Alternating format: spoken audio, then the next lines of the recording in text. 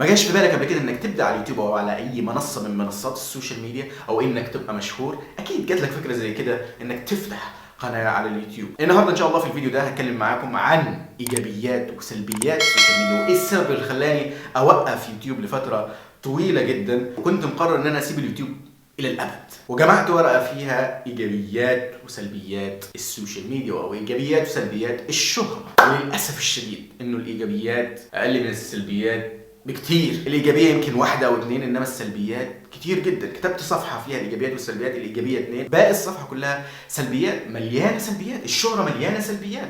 وقعدت احسبها وقعدت مع نفسي وقلت اكمل على اليوتيوب ولا ما اكملش على اليوتيوب، لحد ما وصلت انه الافضل ليك انك ما تكملش. العقل بيقول انك انت ما تكملش وتصرف وقتك وطاقتك كلها على اليوتيوب، ولكن النفس كان ليها راي تاني في الامر. بما ان الموضوع ده انا كنت حابه من زمان ان انا ابدا على اليوتيوب من فتره، وهذا الامر شخصي، ان انا بحب اليوتيوب، بحب ان انا اعمل فيديوهات على اليوتيوب. وبدات الموضوع ده لما كنت في اولى كليه لحد ما وصلت لحد دلوقتي. ويمكن لو كملت من ساعتها كان زماني دلوقتي بقيت مشهور، وكان زماني دلوقتي معايا ملايين. ولكن كويس الحمد لله، كل تاخيره وفيها خير، ولعل وعسى ان انا الوقت ده وعيت فيه بعض الامور يمكن كنت ندمت عليها قبل كده، لو عملت الفيديوهات دي قبل كده، لو عملت المقاطع اللي كانت في دماغي. وده السبب اللي خلاني امسح فيديوهات كتيره ليا على اليوتيوب. كنت جاي اعمل فيديو عن الفرق بين العفويه والتكلف، وكنت جهزت السكريبت بتاعه. وانا بجهز السكريبت هو ده اللي خلاني في البحث عن الموضوع ده ان انا اوقف يوتيوب. هل الانسان المفروض يبقى عفوي قدام الكاميرا ولا يبقى تلقائي قدام الكاميرا؟ ودي حاجه قعدت افكر فيها كتير. انت طبعا كانسان بتتغير قدام الكاميرا، لازم تتغير قدام الكاميرا، دي من وجهه نظري. لان انت مع ابوك بتتعامل بطريقه، مع اخوك بتتعامل بطريقه، مع صديقك المقرب بتتعامل بطريقه، ولما بتختلف على حسب الشخص اللي بتكلمه او كذا بتنزل لمنزلته من الكلام ومن الحديث. انما قدام الكاميرا ممكن الفيديو بتاعك يظهر للقاصي او الداني يطلع له الفيديو بتاعك، فانت لازم تحط ده في حسبانك. زي مثلا الدكتور لو بيكشف على مريض او كذا، مش هيشرح له الحاجات بتفاصيل الدكتور او بتفاصيل الطبيه، اكيد هينزل لمنزلته ويبدا يفهمه. خلينا اول حاجه نبدا ونكون ايجابيين، ونبدا بايجابيات السوشيال ميديا. اول حاجه، والامر ده بالنسبه لي شخصي، انه انا بحب اعمل فيديوهات، ومن زمان حلمي ان انا اكون في اليوتيوبر وبعمل فيديوهات على اليوتيوب. تاني حاجه، انك تكون مشهور وعندك اشخاص بيتابعوك، دي حاجه برضه جميله جدا. ثالث ايجابيه، والايجابيه دي صراحه تحت النظر، فانا مش هقولها دلوقتي لحد ما ابحث في الموضوع، وبعد كده ممكن اعمل عنها لوحديها بس فيديو قدام ان شاء الله. نخش بقى على سلبيات السوشيال ميديا. اول حاجه، ودي الحاجه اللي خلتني افكر كتير في الموضوع، انه انت كانسان او اي انسان عموما هو في رحله بيغير من نفسه.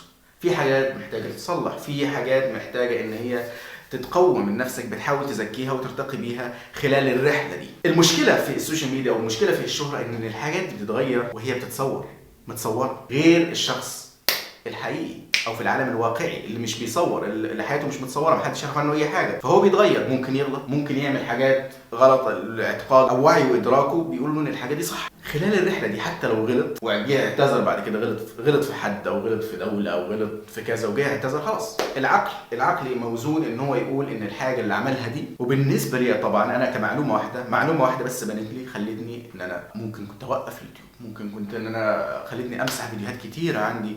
لقيت انه مش صح ان حاجه زي كده تبقى موجوده على اليوتيوب، او ان تبقى قدام الناس القاسي والداني يعرف عنها. الامر ده شخصي، ممكن احتفظ بيه لنفسي. فانت كانسان بتتغير وبتبان لك معلومات، وادراكك انت كشخص بيتغير في كل مرحله من مراحل عمرك. فادراكك انت بيتغير، بتبص بنظره اوسع للامور. والعجيب جدا في موضوع السوشيال ميديا ان انت لو غلطت غلطه واحده بس، كله قاعد يتكلم عليك بقى، اليوتيوبرز قاعدوا يتكلموا عليك، الاعلام، كل حاجه، وقعدوا يتكلموا عليك 1000 مره كانك عملت الغلطه دي 1000 مرة. غير لما تعملها في العالم الواقعي. يعني في العالم الواقعي الامر يبقى موزون شويه، غلط خلاص استغفر، اعتذر من الشخص ده، انتهت القصه، اتقفلت. العقل الموزون يقول انه الامر ده عادي وعدى، والناس بتغلط وما فيش فيها مشكله. ولكن انت مهما بلغ عقلك من قوه، لما يكون الامر على السوشيال ميديا ويبدا ان ده يتكلم عليه، فتسمع لده، تسمع الفيديو ده مثلا غلط، ازاي يغلط الكلام ده؟ ويمكن الراجل طلع واعتذر. بياما شفت امثله زي كده، واحد طلع وغلط وبعد كده جه اعتذر قدام الناس وقال لهم انا اعتذر يا جماعه، ولكن ما زالوا بيتكلموا عن القضيه، عدى عليها سنين. ولكن انت لما تروح وتشوف، وانت اصلا ما تعرفش الشخص ده ولا تعرف عنه اي حاجه، بس تروح تشوف الفيديو بتاعه وتحس بغضب، ازاي الشخص ده يتكلم كده، ازاي يتكلم بالطريقه دي، مش عارف ايه.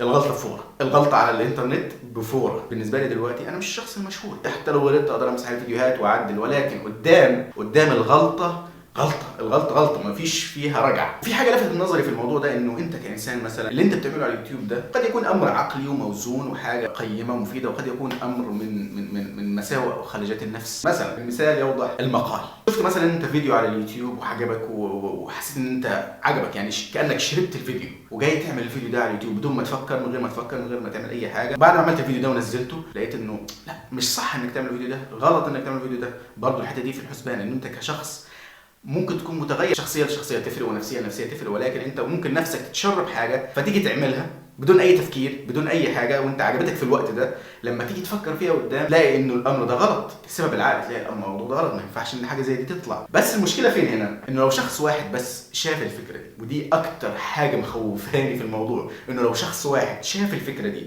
او شاف الحاجه اللي انت عملتها، حتى لو انت مسحتها بعدين وتاثر بيها، ممكن هو يبقى مشهور بعد كده ويتاثر بيها ناس تانية، وتشيل انت وزر. الفكره مخيفه والله، ان تشيل انت بعد كده وزر عشان انت نقلت الشخص حاجه، خد منك معلومه، وبعد ما خدها طبقها هو ونشرها لناس تانية، ويمكن بقى الشخص ده مثلا بقى مشهور ونشر الحاجه دي بقى في اماكن تانية. فالموضوع جدا جدا بالكلمه بالحرف لازم يكون موزون، لازم يكون مدقق، مش لدرجه التكلف، ولكن على قد ما تقدر تحاول ان انت توزن كلامك، تشوف ايه الكلام اللي طالع منك. نفسيتك دلوقتي كويسه قابله، ممكن تطلع مثلا تنتقم من نفسك، تنتقم من غضب، تطلع غضبك على الجمهور، تطلع غضبك من نفسك عن حاجه، تطلعها على شخص معين. من احد طبعا عيوب السوشيال ميديا ان هي بتاخد وقت كتير منك، بتصرف وقت في التفكير في الفكره، وقت في انك تكتب الفكره وتبقى تعمل ابحاثك وتعمل سكريبت، وقت في ان انت تصور وان انت تمنتج الفيديوهات دي. المونتاج حرفيا بياخد مجهود منك كتير. فانا حطيت لنفسي في الفتره اللي فاتت دي كان تفكير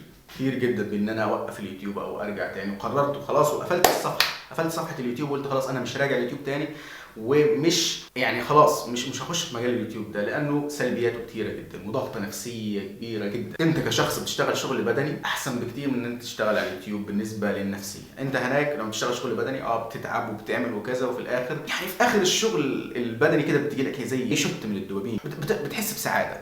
انما لما تشتغل على اليوتيوب في الاول بيبقى الموضوع جميل وكل حاجه، ولكن اللي جاي بعد كده الضغط النفسيه من التعليقات من الامور الكثيره دي كلها ممكن تأذيك انت نفسيا لو انت مش حاطط حدود من البدايه. اهم حاجه اللي فكرت فيها انك ما تخليش الموضوع شخصي، ما تخليش الموضوع شخصي. حاول انك تركز على المحتوى، يكون كل تركيزك على المحتوى ده الافضل. وكان احد اليوتيوبر اللي قال لك اصلا انه ليه بعض اليوتيوبر بيطلعوا قدام الكاميرا وبيتغيروا، ليه الناس بتتغير قدام الكاميرا؟ هو نفسه جاء قدام وراح غير من محتوى الفيديو بتاعه وخلاه بيركز على المحتوى. ليه؟ اسلم ليك انك تركز على المحتوى.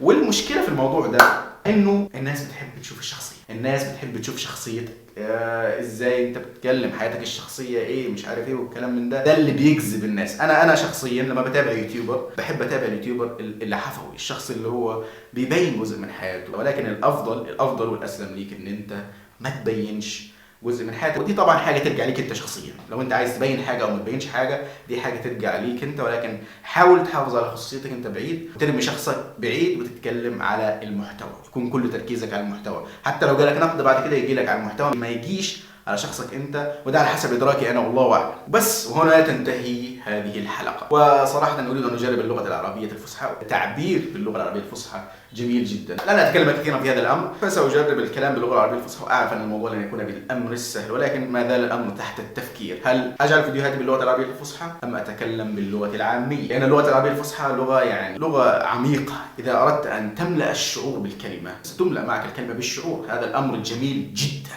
احسن بكثير من ان اقول هذا الامر جميل جدا.